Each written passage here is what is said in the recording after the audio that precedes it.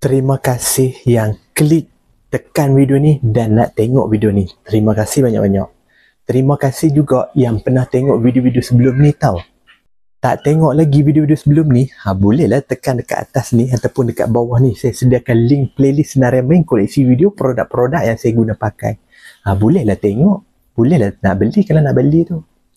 Kali ni saya nak makan kek lapis perisa pandan. Kek lapis perisa pandan ni dia main dalam kotak yang macam ni. Okay.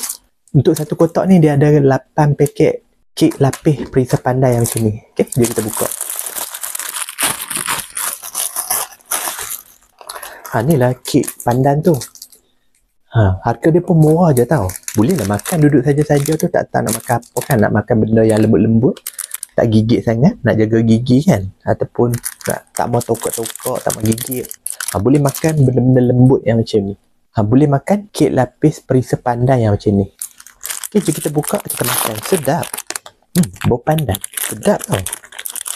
Boleh lah makan. Harga dia pun murah je tau. Dia punya lapisan krim tu ada juga sikit di tengah tu lah. Dia cuma satu lapisan. Tapi kek ni lembut lah. Sesuai lah nak makan. Yang tak mau makan berat-berat, tak mau gigit, boleh makan kek lapis perisa pandan macam ni. Bau lah lembut. Tak payah gigit sangat kan. Lembut.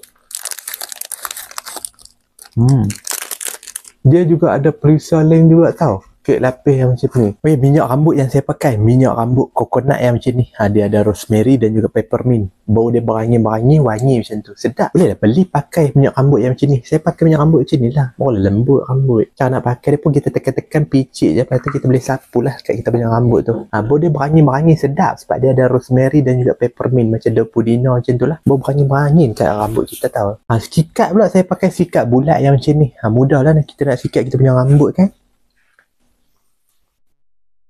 Jadi mudahlah kita nak sikat tepi, nak sikat ke belakang, nak sikat tengah kan, mudah. Deodorant yang saya pakai deodorant dashing yang macam ni. Dia main dalam bentuk macam ni lah. Jadi kita buka penutup dia, boleh lah pakai deodorant yang macam ni.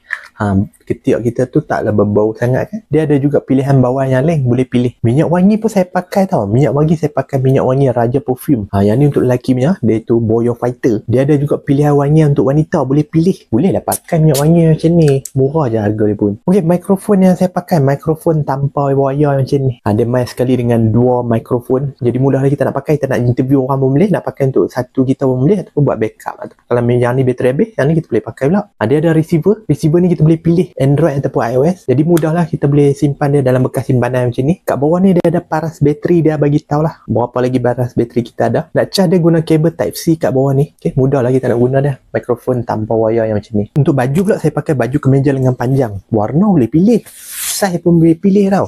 Kemeja ni dia ada collar tau. Di bahagian lengan dia ada butang macam ni lah. Boleh lah pakai. Untuk yang nak pakai baju kemeja lengan panjang tu, boleh pilih warna, boleh pilih size juga tau. Nak beli kek lapis perisa pandan macam ni ataupun produk-produk yang lain, boleh tekan produk kat bawah ni. Bantu saya dengan menekan butang like, ataupun nak bagi komen, ataupun nak share video ni, ataupun nak bantu saya dengan menekan butang subscribe. Tekan subscribe. Terima kasih menonton. Jumpa lagi video seterusnya.